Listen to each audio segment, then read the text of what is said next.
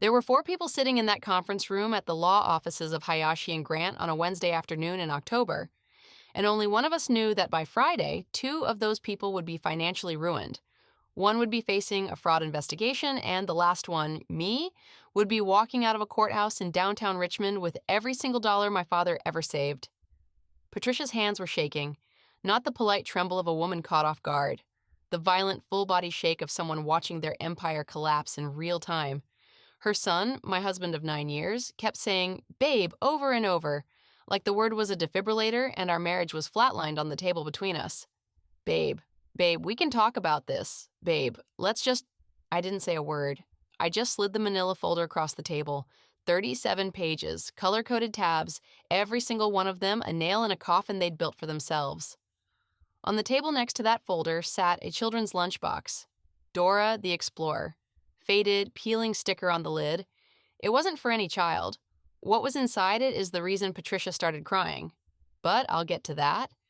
This story doesn't start in a conference room. It starts with a man named Ramon Medina, two mops, and a promise he made to a 5-year-old girl sitting on a bucket in a hospital hallway at 11:30 at night. My name is Elena Vasquez.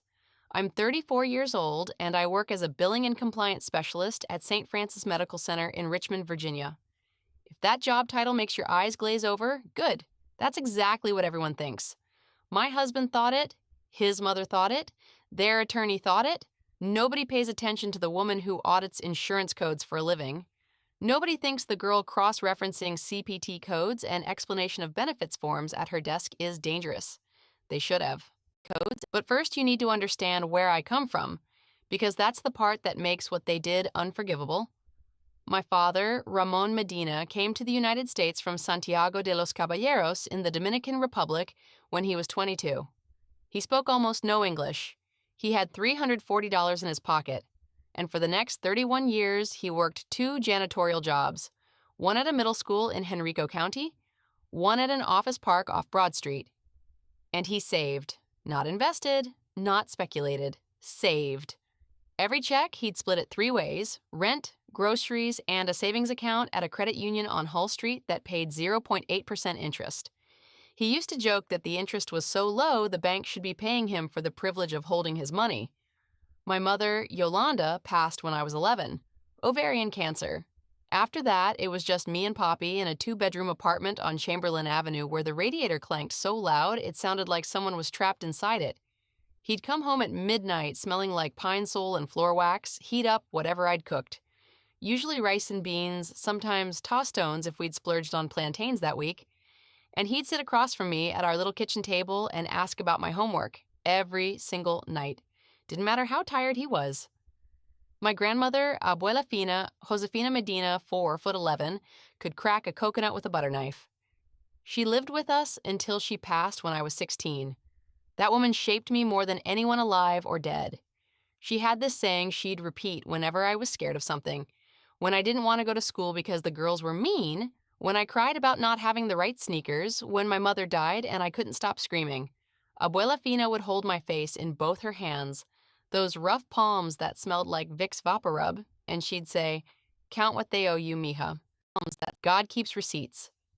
I didn't understand what she meant until I was 34 years old, sitting in a Honda Civic in a parking lot at 2 a.m., staring at a bank statement that proved my husband had stolen $287,000 from me. Then I understood perfectly.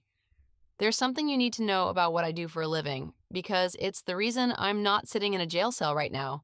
In hospital billing and compliance, my entire job is finding money that shouldn't be where it is. I trace payments, I audit accounts, I identify patterns of fraud, sometimes from doctors, sometimes from insurance companies, sometimes from patients. I once caught a $1.2 million billing scheme because a single decimal point was in the wrong place on a claim form. 1 decimal?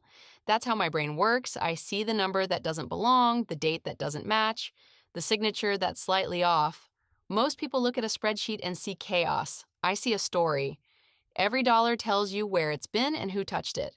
That skill? Remember it. It becomes the most important thing in this entire story.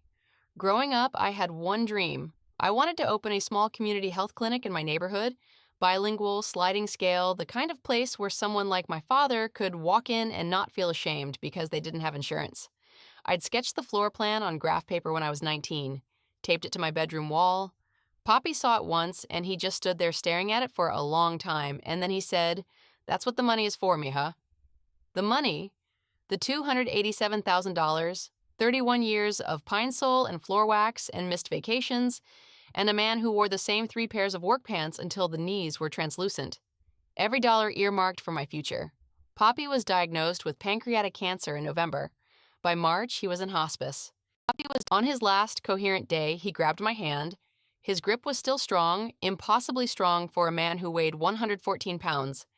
And he whispered, "This money is your wings, mija. Don't let anyone clip them." He died on a Tuesday, March 19th.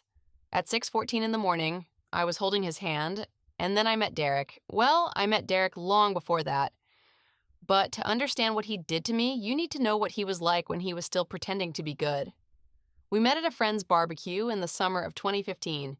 Chesterfield County, somebody's backyard. The charcoal was too hot, and every burger came out looking like a hockey puck. Derek walked over with 2 beers, Modelo, not Bud Light, which I noticed, and said, "I'm not going to lie to you. The potato salad is terrible, but I brought you a beer to help you forget about it." I laughed. He had this easy, warm energy, big smile, talked to everyone like they were already friends. When I mentioned I worked in hospital billing, he didn't do what most people do, which is change the subject. He asked questions. He seemed genuinely curious. "So you basically catch people lying for a living?" he said, grinning. "That's terrifying.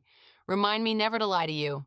Looking back, that line was either the most honest or the most ironic thing he ever said. We dated for a year. He was attentive, funny, showed up. He came to my apartment and cooked. Badly, but he tried. Burned chicken and overcooked pasta with a $14 bottle of Malbec, and it felt like a feast. He met my father. Poppy was cautious. He shook Derek's hand and nodded slowly the way he did when he was reserving judgment. But Derek won him over, or seemed to. He called Poppy sir. He asked about his work. He ate 2 plates of Poppy's sancocho and said it was the best thing he'd ever tasted, which, to be fair, it was. We got married in September 2016. Small ceremony, 40 people. I wore my mother's earrings. 2006. Poppy walked me down the aisle, and I could see him trying not to cry. This man who never cried.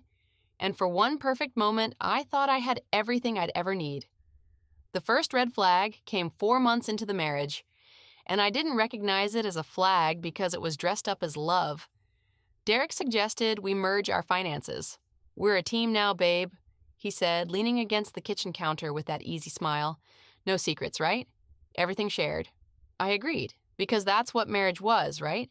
A partnership. What I didn't know, what I wouldn't piece together for years, was that his mother, Patricia, had suggested it first. Patricia, who'd been a real estate agent in Elk Grove, California, before she relocated to be closer to Derek, who'd sold properties for 28 years and understood exactly how money moves, and more importantly, how to move it without people noticing. Patricia, who hugged me at the wedding and said, "Welcome to the family, sweetie," with a smile so warm I felt guilty for ever being nervous about meeting her. I should have noticed the way she looked at my earrings that day. My mother's earrings. She studied them for a half second too long, then said, "Those are interesting, not beautiful, interesting." That was the first clip of the scissors. Here's where I need you to understand something about Patricia, because people always ask me, "How did you not see it?" And the answer is, she was brilliant, not educated brilliant, predator brilliant. The kind of person who knows exactly how much pressure to apply and exactly when to release it so you never realize you're being compressed. Her signature move was wrapping control in the language of family. "In this family, we pool our resources." She'd say it at every holiday dinner. Thanksgiving, Christmas, Easter. Sitting at the head of Derek's dining table, always his table, never ours, carving the turkey or passing the ham, dispensing this philosophy like it was scripture. "Sweetie, marriage means there's no mine and yours. That's how real families work." And when I'd quietly mentioned that I'd like to keep my own savings account, just a small one, just in case, Patricia would tilt her head, give me this pitying look, and say, "Your father would want what's best for the family, Elena." She used my dead father as a weapon before he was even dead. Year 2. Derek convinced me to add Patricia as a beneficiary on our joint account. Just in case of emergencies, babe, what if something happens to both of us? Mom can handle everything. I hesitated. Something in my gut twisted, but Derek did that thing he always did. He called me babe in that specific tone, the one that sounded like affection but was actually a door closing. Babe, you worry too much. I've got this handled. That phrase. I've got this handled. He said it when he leased the BMW 3 Series we couldn't afford. He said it when he signed up for a $4,200 a year golf membership at a club where he was trying to impress clients. He said it when he bought a $1,800 Tag Heuer watch and told me it was an investment in his professional image. Meanwhile, I was driving a 2016 Honda Civic with a cracked windshield and a passenger side mirror held on with electrical tape. The repair would have cost $180. He said we'd get to it. We never got to it. By year 4, the financial picture was becoming clear to me, even though Derek worked very hard to keep it fuzzy. He made $94,000 a year as a regional sales manager for a medical supply company. Solid income. But he spent like he was pulling in $250,000, credit cards I didn't know about, a personal line of credit from a bank I'd never heard of, and every time I asked, because remember, auditing financial discrepancies is literally what they pay me to do, he'd get this wounded look and say, "Why do you always have to make everything about money, Elena? Can't you just trust me?" So I stopped asking. That was the real victory for him. Not the spending, the silence. He trained me to stop looking. But here's the thing about me. I stopped asking out loud. I never stopped looking. I have this, I don't know what to call it, a compulsion maybe. When numbers don't add up, I can't let go. It's like a song stuck in your head, but instead of a melody, it's a discrepancy in column J, row 47. At work, they call me the closer because once I flag an anomaly, I follow it until I find the source. My supervisor, Dr. Whitmore, once told me, "Elena, you're the most politely relentless person I've ever met." I took it as a compliment. So while Derek thought I'd stopped paying attention, I'd actually started a spreadsheet. I know, a spreadsheet. Not exactly the stuff of thriller novels. But this spreadsheet would eventually be the thing that destroyed him. I called it Household Budget Tracking and kept it in a folder on my work laptop labeled 2022 Tax Prep, because nobody on earth would voluntarily open a file called that. Column A, what Derek told me. Column B, what the bank statement said. Column C, the difference. Column D, notes. The difference kept growing. Year 5. Year 6. Patricia's visits became more frequent. She'd fly in from California every other month, then she just moved. Rented an apartment in Short Pump, 20 minutes from our house. To be closer to family, she said. To be closer to the money, I thought, but didn't say. Because I was still Elena. Still the woman who apologized when someone else stepped on her foot. The cruelest thing about the next few years wasn't any single event. It was the system. Derek and Patricia operated as a unit, and their project was simple: keep Elena small, keep Elena quiet, keep Elena grateful. At family gatherings, and suddenly there were a lot of family gatherings because Patricia orchestrated them like a general coordinating troop movements. Derek would put his arm around me and announce to the room, "I don't know what I'd do without this woman." Everyone would smile, his cousins, his Aunt Marlena, the neighbors Patricia had befriended, and then later, when the dishes were being cleared, and I was in the kitchen because I was always in the kitchen, I'd hear them, Derek and Patricia in the living room, their voices just low enough to think I couldn't hear. "She doesn't understand money, Mom. She grew up poor. It's not her fault, but she doesn't have the instincts." Of course, sweetheart. That's why it's important that you manage things for the family. My father scrubbed toilets for 31 years to save $287,000 without ever earning more than $39,000 a year. But sure, I didn't understand money. When Poppy got sick, everything accelerated. November through March, those 5 months were the worst and the most clarifying of my life. I was at the hospice every day after work. I'd leave St. Francis at 5:30, drive straight to the hospice facility on Parham Road, sit with Poppy until 10 or 11, drive home, sleep for 4 hours, do it again. Derek came twice in 5 months. Twice. The first time, he stayed for 22 minutes. I know because I looked at my phone when he walked in and when he walked out. He spent most of it in the hallway on a work call. The second time, he brought Patricia. She stood at the foot of my dying father's bed and said loudly to a man who was heavily sedated, "Ramon, you look wonderful. You'll be up and about in no time." My father weighed 114 pounds. His skin was the color of old newspaper. He was not going to be up and about in any time. The week Poppy died, the actual week, the final 7 days when I was sleeping in a recliner next to his bed, Derek was in Scottsdale, Arizona. Sales conference, babe. I can't get out of it. You know how it is. I didn't fight it. I was too tired, too hollowed out, too focused on holding my father's hand and making sure he wasn't alone. 3 weeks after the funeral, I was scrolling through Facebook at midnight because grief makes you do stupid things, and there it was. A group photo from the Scottsdale conference.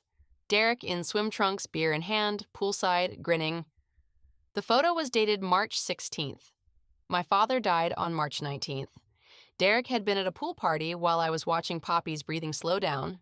I didn't scream. I didn't cry. I just stared at that photo for a long time, and something inside me not broke. Rearranged, like furniture being pushed against a wall to clear space for something bigger. But the betrayal, the real one, the $287,000 one, hadn't even happened yet. That came later. The inheritance was held in probate for 4 months after Poppy's death. Ramon Medina's estate wasn't complicated. The apartment was rented, there was no property, just the savings account with $287,000 and some personal belongings. The probate attorney, a patient man named Mr. Yamashiro, walked me through everything.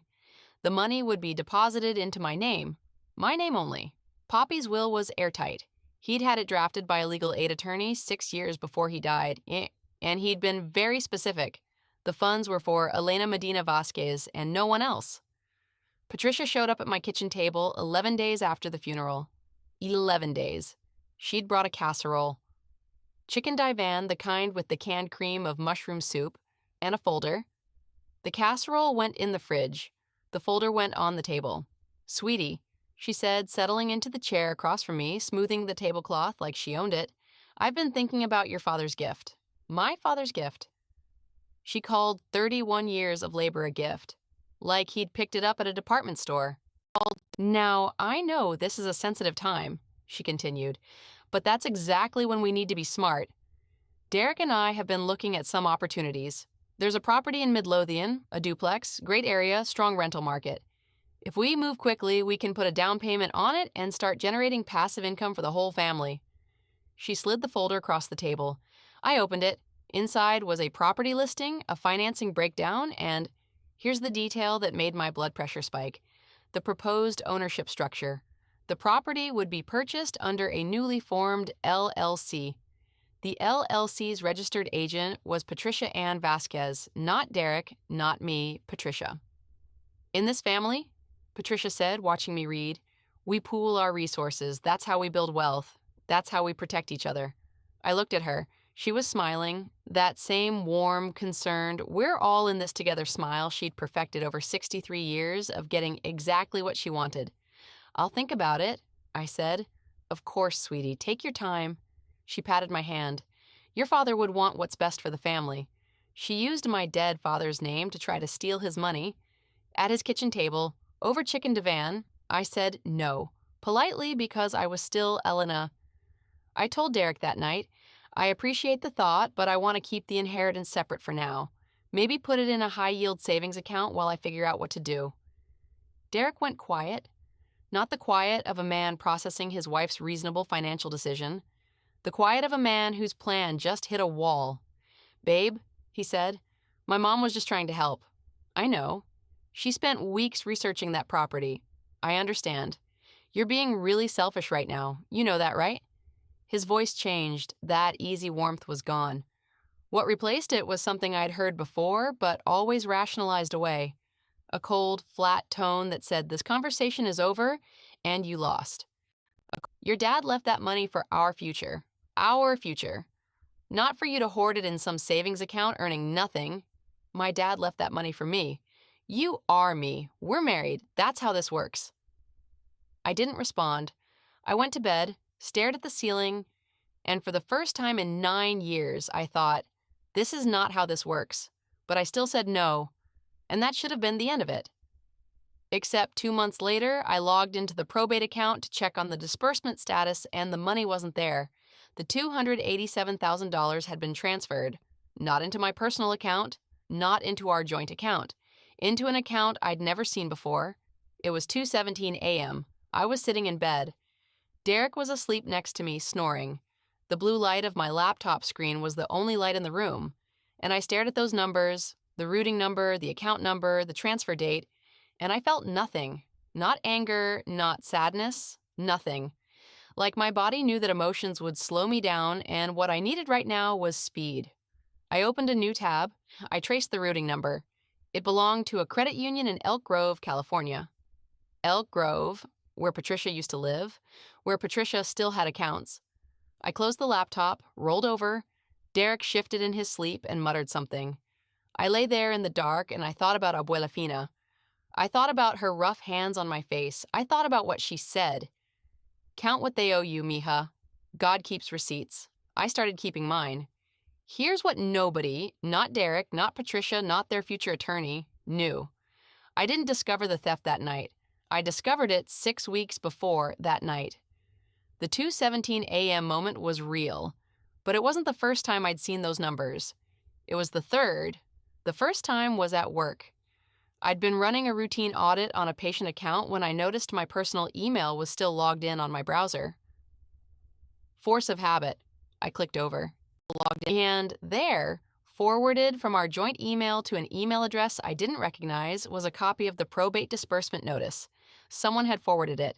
The forwarding email was dvasquez.fin@gmail.com, Derek's initials, an email I'd never seen. I didn't panic. I screenshotted it. Saved it to an encrypted folder on my work drive labeled 2023 CPT code updates. Then I went back to auditing the patient account. My hands were steady. My heart rate was normal, because this was functionally what I did every day. Someone was moving money that didn't belong to them. The only difference was that this time the money was mine. Over the next 6 weeks, I did what I do best. I traced. Quietly, methodically, on my lunch breaks and after Derek fell asleep. I built a map of every financial move Derek and Patricia had made in the past 3 years. And what I found was so much worse than one stolen inheritance. The dvasquez.fin@gmail.com email had been active for 4 years. 4 years of correspondence between Derek and Patricia about money. My money, our money, her money, how to combine it, how to move it, how to keep me away from it. I found emails where Patricia coached Derek on what to tell me about our finances. Word-for-word scripts. Tell her the credit card balance is lower than she thinks. Women get anxious about debt. I found receipts for the Midlothian property, which they'd actually put a deposit on 3 months before Poppy even died. 3 months before. They were planning to use my inheritance before my father was cold, while he was still breathing, while I was sitting next to his bed holding his hand, and Derek was at a pool party in Scottsdale. And then I found the thing that changed everything. The thing in the Dora the Explorer lunchbox. But I need to back up, because there's one more piece. Remember when I said Patricia moved to Short Pump to be closer to family? I found the real reason in those emails. In 2019, 4 years before the inheritance, Patricia had been investigated by the California Bureau of Real Estate for suspected trust account violations during her final years as an agent. The investigation didn't result in charges. She surrendered her license voluntarily before they could act. But it left a trail of complaints from 3 former clients who alleged she'd mishandled escrow funds. One of those clients was an elderly Vietnamese woman named Mrs. Trin who'd lost $42,000.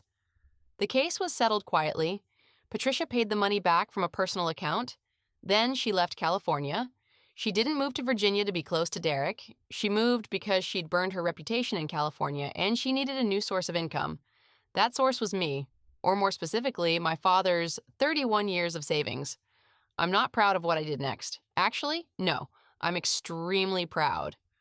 I called in sick to work on a Thursday. First time in 3 years, drove to the law library at the University of Richmond, spent 6 hours researching Virginia financial fraud statutes, marital property law, and the specific legal definition of conversion, which is the fancy legal term for when someone takes your property and uses it as their own without permission.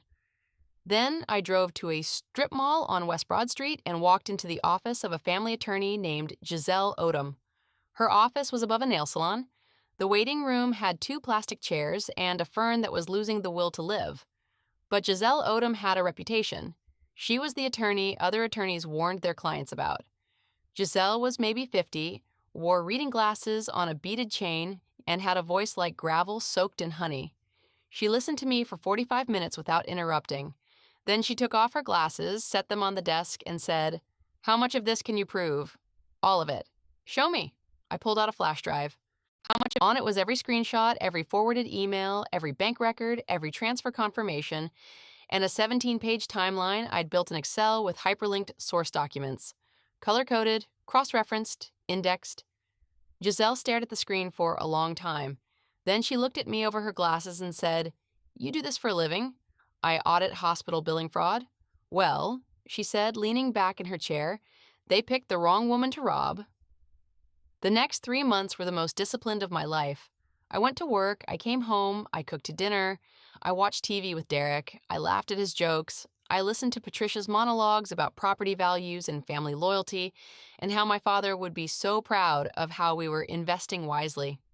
I smiled, I nodded, I said, "That sounds great, and you're right, and I'm so grateful for this family." And every night after Derek fell asleep, I added to the file.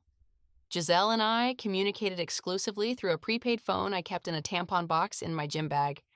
Derek had never once opened that bag, wouldn't even touch it. A grown man who couldn't handle the sight of a Tampax box. That box held the key to his destruction, and he literally could not bring himself to look at it. The irony was so perfect it felt fictional. During those 3 months, I discovered the rest. The $287,000 from my inheritance had been moved through 3 accounts in 6 weeks. From the probate disbursement to the joint account, which Patricia as a beneficiary had the legal ability to access, then to the Elk Grove Credit Union, then to an account held by a newly formed LLC called Vasquez Family Holdings. The LLC was registered in Patricia's name. Derek was listed as a member, but Patricia was the sole managing member. The LLC had used $214,000 of my inheritance as the down payment on the Midlothian duplex. The remaining $73,000 had been spent on renovations, closing costs, and, I'm not making this up, a $6,200 Viking range for the rental unit's kitchen. A Viking range in a rental. My father scrubbed floors for 3 decades, and they spent his money on a luxury stove for tenants. But that wasn't even the worst part. Remember how I said I found something that changed everything? The thing that revealed the real villain? In the email archive, buried in a chain from 2020, 3 years before Poppy died, I found a message from Patricia to Derek. The subject line was long-term plan. The body of the email read, "Your father-in-law's health isn't going to hold forever. When the time comes, the inheritance needs to be channeled correctly. We discussed this. The girl doesn't know what to do with that kind of money. She'll blow it on some clinic fantasy. We need to be positioned." The girl. She called me the girl. And she'd been planning this since 2020, 3 years before my father died. She'd been sitting at my Thanksgiving table, eating my food, hugging me, calling me sweetie. And the entire time, she was waiting for my father to die so she could take his money. I printed that email. I put it in a Dora the Explorer lunchbox that I found at a Goodwill for $2.50.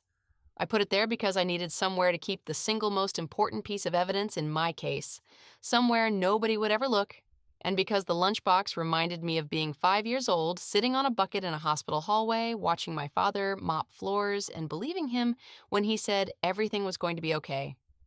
Giselle filed the petition on a Monday. Dissolution of marriage, financial fraud, claim under Virginia Code 18.2-178, and a separate civil action against Patricia Ann Vasquez and Vasquez Family Holdings, LLC, for conversion of property. She also filed an emergency motion to freeze the LLC's assets, including the Midlothian property. Derek was served at his office at 2:15 p.m. on a Tuesday. I know the exact time because Giselle's process server texted her the confirmation. And Giselle texted me, "I was at my desk at St. Francis eating a peanut butter sandwich. My phone buzzed. I looked at it. Delivered. I finished my sandwich, went back to auditing. Derek called me 14 times between 2:17 and 3:45. I didn't answer. He left 6 voicemails. The first one was confused, the second was angry, the third was pleading, the fourth was threatening, the fifth was crying, The sixth was him saying, "Babe, whatever this is, we can talk about it. I've got this handled." No, Derek, you don't. Patricia was served at her apartment in Short Pump 2 hours later. According to the process server's notes, and I have those notes because Giselle gave me copies of everything, Patricia opened the door, read the first page of the complaint, looked up and said, "That ungrateful little," and then closed the door. Ungrateful. I want to sit with that word. Ungrateful.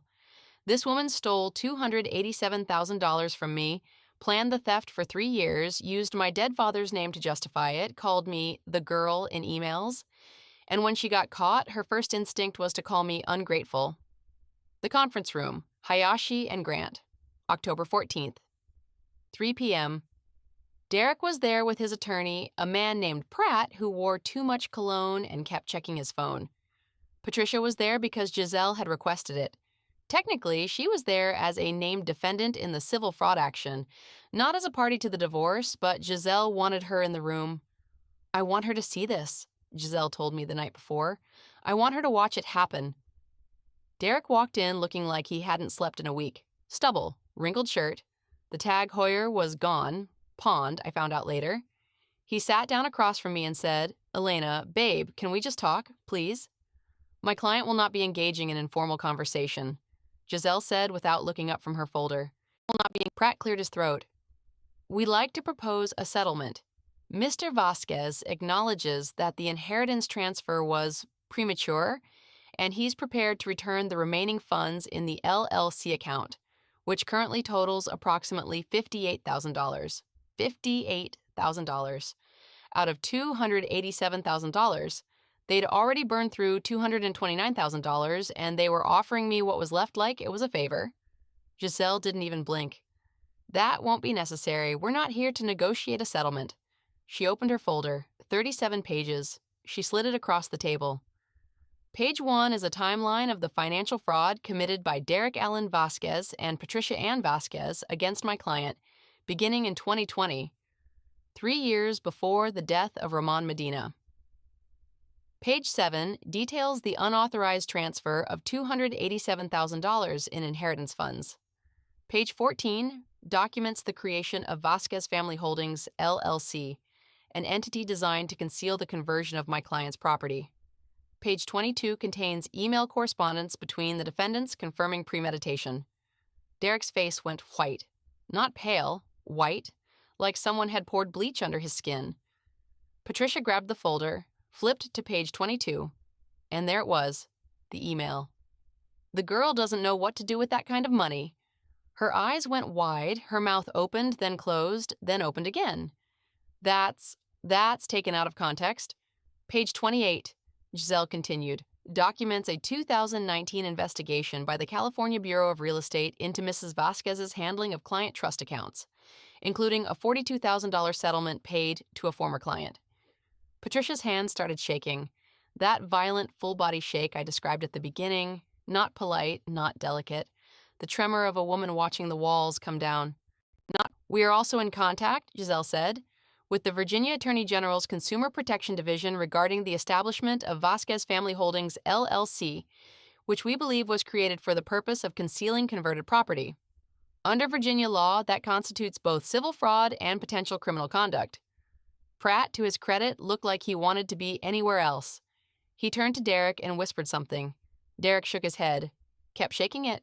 No, this isn't... Elena, babe, listen to me." I reached under the table and pulled out the Dora the Explorer lunchbox. I set it on the table, opened it. Inside was a single printed email, the long-term plan email from 2020, laminated, because some things you preserve. I placed it in front of Patricia. "Your father would want what's best for the family," I said. "Isn't that what you always told me?" Patricia looked at the email, looked at me, and for the first time in 9 years, she had nothing to say. I stood up.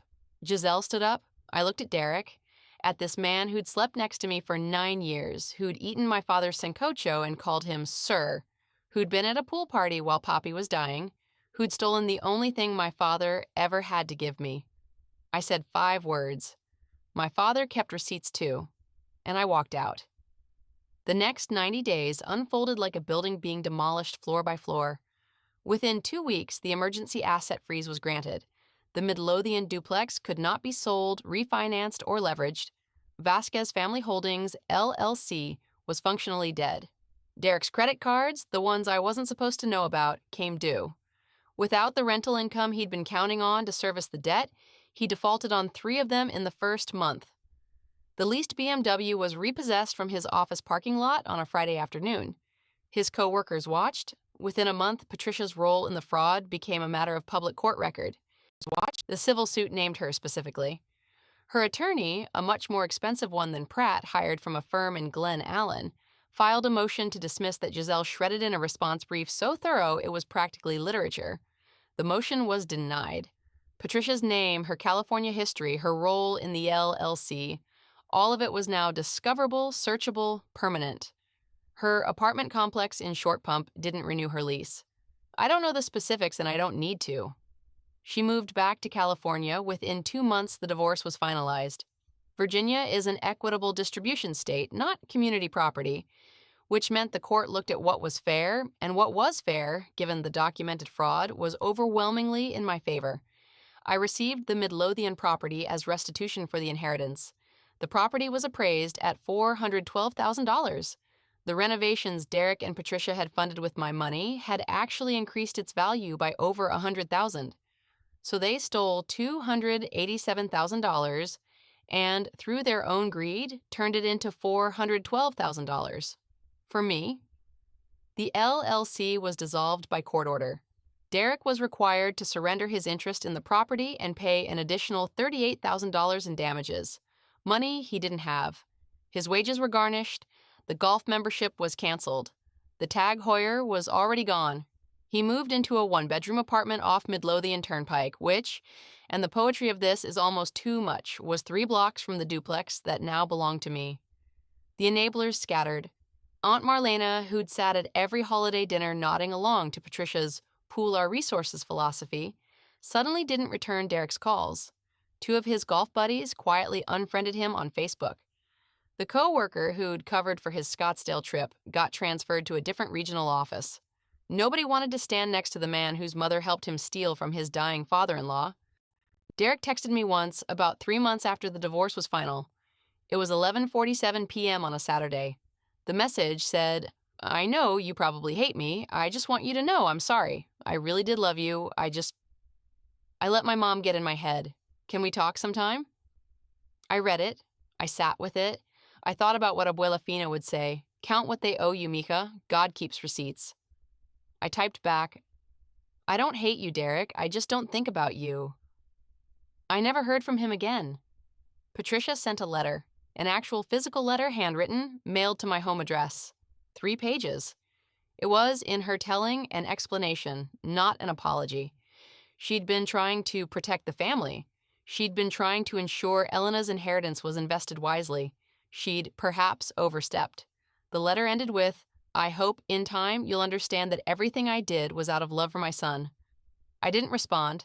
I kept the letter, filed it in the folder labeled 2023 CPT Code Updates. Some things belong in the archive. Last month, I sat down with a contractor named Wesley. We met at the duplex in Midlothian. My duplex? And I showed him a set of drawings.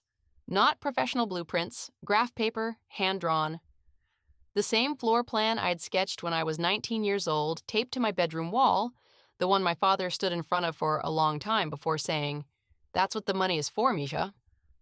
The duplex is being converted. 1 unit stays as a rental. The income covers the mortgage and then some. The other unit is becoming a community health clinic, bilingual, sliding scale, the kind of place where someone like my father could walk in and not feel ashamed. I'm calling it Clinica Ramon Medina. The sign is being made, gold letters on a deep blue background. I chose blue because it was the color of Poppy's favorite work shirt. The one he wore so often, the collar was soft as cotton candy. The contractor asked if I wanted anything else on the sign. I thought about it. I said yes. Underneath the name, in smaller letters, "Every dollar tells a story." Last Tuesday, I sat on the front steps of the duplex with a cup of café con leche, the way Poppy made it, more milk than coffee, 2 sugars, and watched the sun come up over Midlothian. The air was cold, November cold. the kind that makes your nose run and your breath visible. I wrapped both hands around the mug and I thought about Poppy sitting across from me at that little kitchen table on Chamberlain Avenue smelling like pine sol, asking about my homework. I thought about Abuela Fina's hands on my face. I thought about what it means to be the kind of person who keeps quiet, who documents, who remembers, who waits. The kind of person everyone underestimates because they mistake silence for weakness. A woman walked by with a stroller. She looked at the construction sign on the building and said, "What's going in there?" "A clinic?" I said. "Oh, nice. We need one around here." "Yeah," I said. "We do." She smiled and kept walking. I took a sip of my coffee. It was a little too sweet. Poppy always made it too sweet. I didn't fix it. Some things are perfect exactly the way they are.